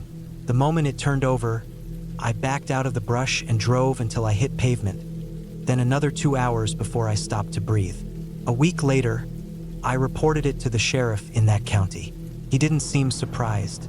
Said that part of the forest sometimes attracts off-grid squatters. or guys running illegal grow-ops. He said the signs I saw, tree damage, prints, my truck being tampered with, sounded like someone trying to scare me off. He told me I was lucky they hadn't done worse. I haven't gone back since.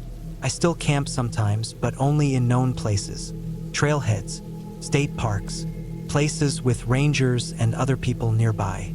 I miss the quiet sometimes, the true stillness of that forest. But I also remember the silence that came with it. Not peaceful, but dead. Like something was watching and waiting.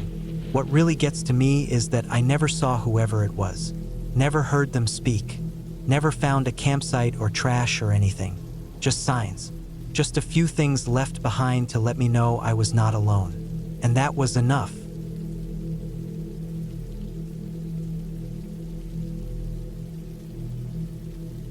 I went camping alone in the summer of 2017, up near a quiet stretch of woods just outside of Glidden, Wisconsin. I was 27 back then, living in Eau Claire, working full-time at a small roofing company. I didn't get much time off, but I had managed to block out a 4-day weekend and decided I'd use it to unwind.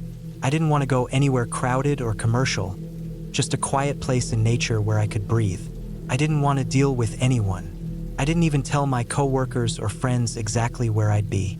I just said I was heading north, which I thought was enough.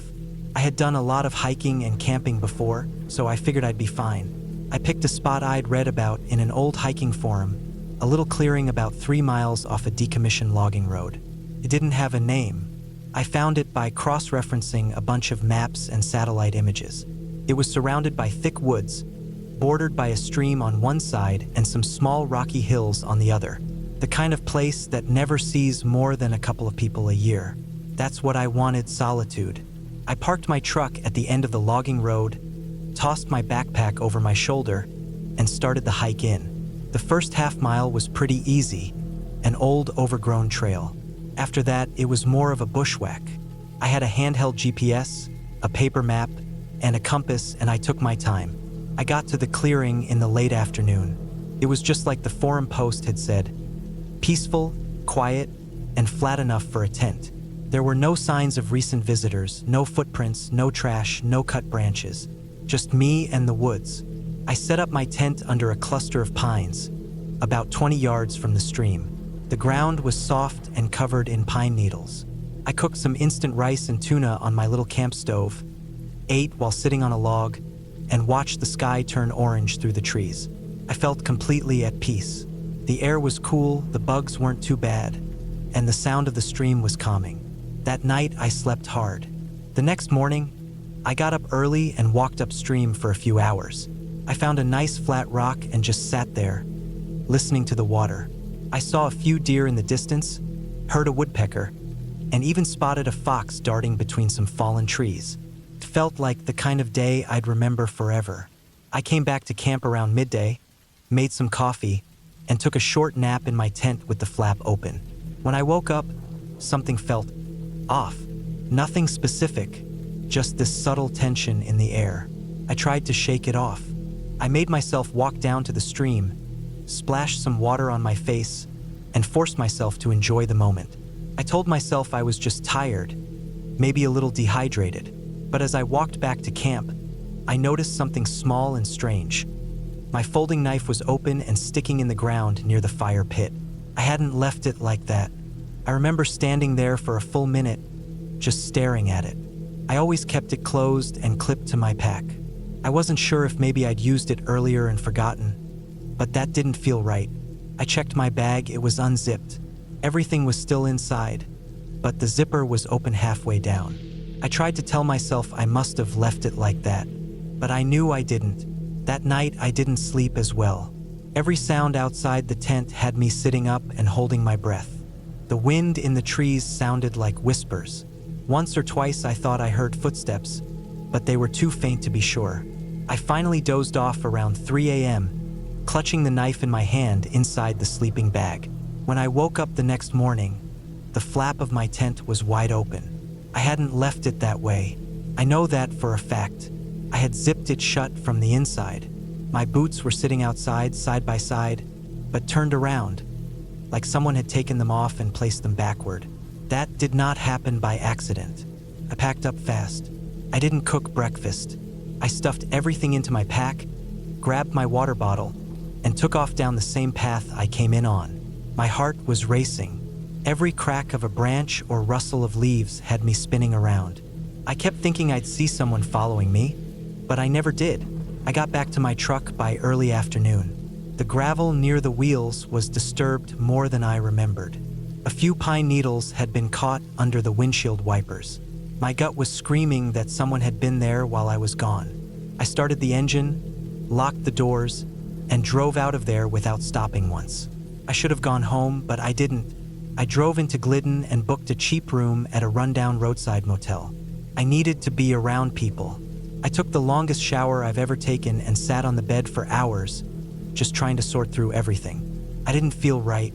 Not sick exactly, just off, like I'd been watched for days.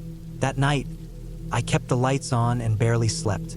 Around 2 a.m., I thought I heard a soft knock on the door, just once. I froze. I didn't move, didn't breathe. I waited for it to happen again. Didn't. I stayed up until the sun came up. When I left that motel the next morning, I drove straight to a sporting goods store and bought a trail cam. I drove all the way back to the edge of the logging road. I couldn't bring myself to hike back in, but I left the camera on a tree near where I'd parked the first time. I angled it toward the trailhead and set it to record motion-triggered clips. 2 weeks later, I drove back up to get it. The camera was still there. It hadn't been touched. I took it home and went through the footage. Most of it was just squirrels, birds, and branches swaying in the wind. But there was one clip that made my stomach turn cold. It was from the third night I'd been out there. Around 1:47 a.m., a man walked past the camera. He wasn't carrying a flashlight. He moved slow, quiet. He wore dark clothes, baggy enough to hide his shape, and a hood pulled over his head. He walked with a limp.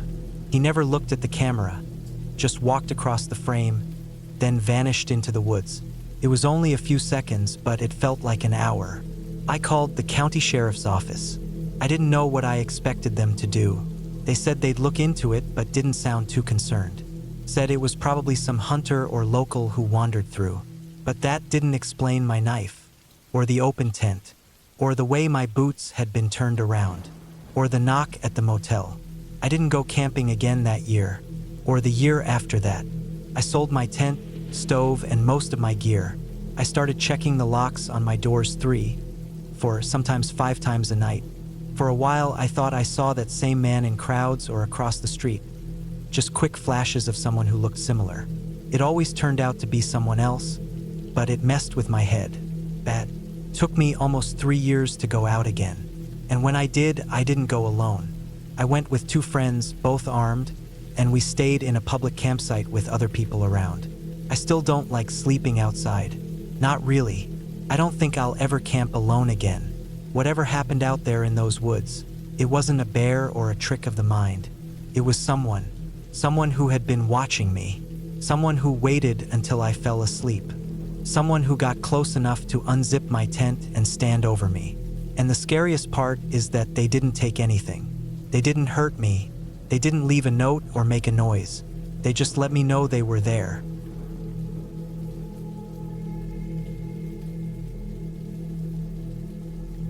I had been planning the trip for a few weeks. The idea was to get away from everything, work, city noise, people, and just breathe in the quiet. I needed the kind of silence that only the woods could give. I picked a spot in northern Minnesota, somewhere near Grand Rapids, but not quite that far north. It was the fall of 2019.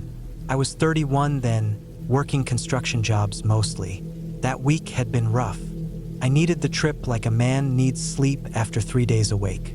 I loaded up my old Ford Ranger with the basics: tent, sleeping bag, propane stove, water jugs, some freeze-dried meals, a hatchet, and my .357 revolver.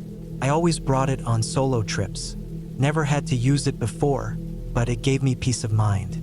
I had a topo map printed off from an old hiking website with some handwritten notes about a clearing near a small lake. No cell reception was expected out there. That was part of the appeal. I drove out on a Friday afternoon, the kind of drive where the trees slowly start taking over and gas stations become rare. About 2 hours from home, I turned onto a gravel road that narrowed more with each mile.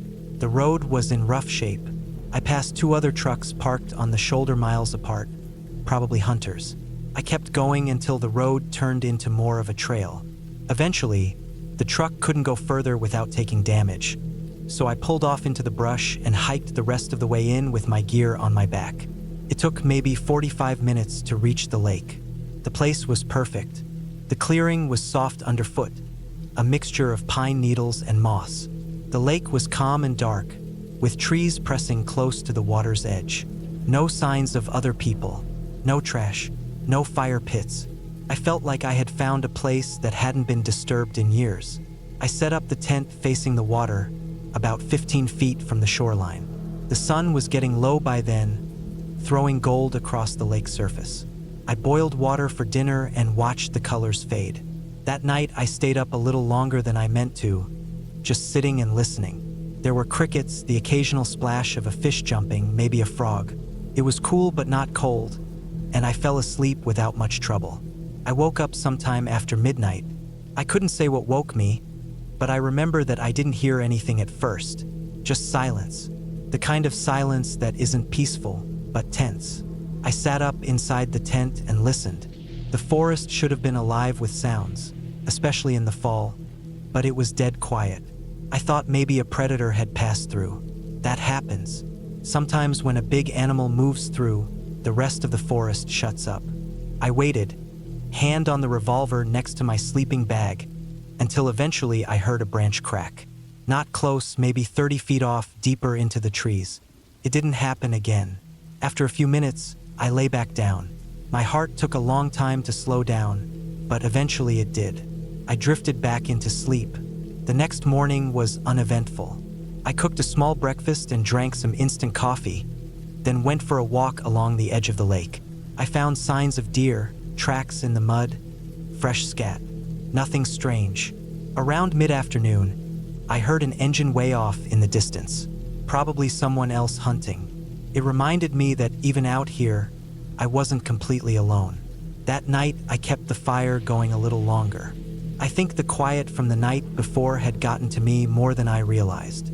I sat with the revolver on my lap, just staring into the flames. Nothing happened, though. No strange sounds. I turned in before midnight and fell asleep fast.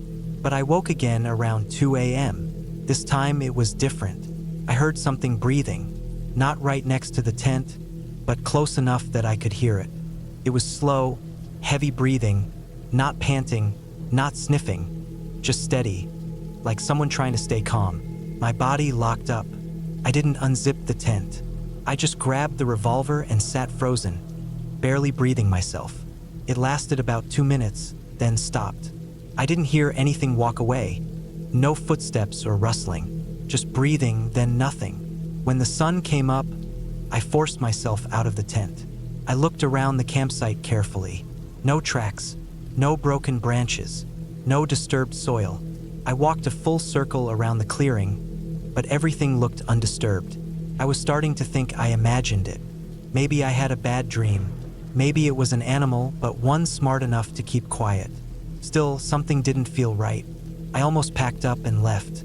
I stood by the lake holding the tent fly in one hand, just staring at the water.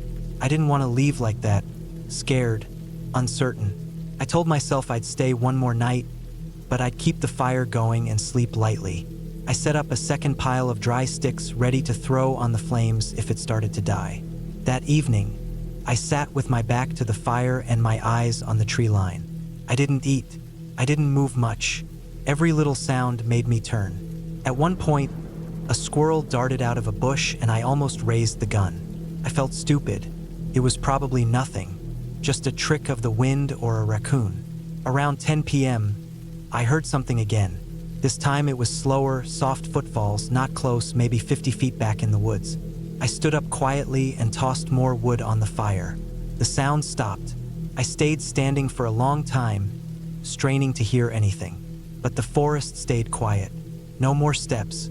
I decided not to sleep in the tent. I sat next to the fire with my back against my backpack and the revolver in my hand, resting across my lap. I kept the fire alive all night. Around 3:30 a.m., I started to nod off.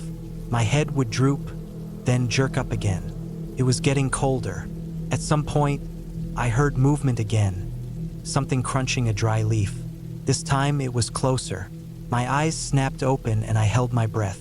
The fire crackled, but the sound didn't come from that. It was from the left side, maybe 10 feet into the woods. Then it was quiet again. I slowly lifted the revolver and pointed it toward the sound. I didn't move otherwise. I waited maybe 10 minutes before I saw a shape. Not clearly, just a shadow that didn't belong. It was low to the ground, but tall. At first I thought it might be a bear, but then it stood up. It was a man crouching in the dark, watching me. I stood fast and raised the gun. He didn't move. He just turned and disappeared back into the trees without a sound. I stood there for maybe 30 seconds before I grabbed my backpack and dumped it into the tent, grabbed the tent bag, and started taking it down without folding it. I threw everything in a bundle and marched straight back toward the truck. I didn't look back. I moved fast but steady, with the revolver in one hand and the gear slung over my shoulder. The sky was just starting to lighten. I reached the truck in about half an hour, heart pounding the whole time. I threw everything in the bed and got the hell out of there. I didn't even stop to strap it down. When I hit the paved road, I finally locked the doors, though I didn't even remember unlocking them before. I drove straight to a diner near a highway junction and sat for an hour drinking coffee. My hands were still shaking. I didn't talk to anyone. I didn't even know what I'd say. I thought about reporting it, but what would I tell them? A man crouched in the woods watching me? That's not illegal. Creepy, sure, but not against the law. I didn't have a plate number. No description, just a shape in the dark. Still, I didn't go camping alone again for almost 2 years after that. I told myself it was probably a hunter. Maybe someone out there doing something sketchy. Maybe he thought I was someone else. Maybe he was just as scared of me, but I couldn't get that moment out of my head. The way he just crouched there, staring, unmoving, for so long. No flashlight, no gear, no sound. Just eyes in the dark and the feeling of being watched like prey. Whatever his reason was for being out there, it didn't feel like he had one that made any sense to me. He wasn't there to enjoy nature or hunt. He was waiting, watching. He came back more than once. He stayed silent, even when I knew he was just feet away. And I knew if I hadn't stayed up with the fire that night, if I had gone to sleep thinking everything was fine, I might not have heard him again. I might have woken up with him right outside my tent, or maybe not at all. I'm more careful now. I still camp, but only in designated areas or with friends. I bring more than one weapon. I bring trail cameras too, not because I'm paranoid, but because I learned something that weekend. The woods don't care who you are. And sometimes, the scariest thing out there isn't an animal or a storm. It's another person, just quiet enough to blend in.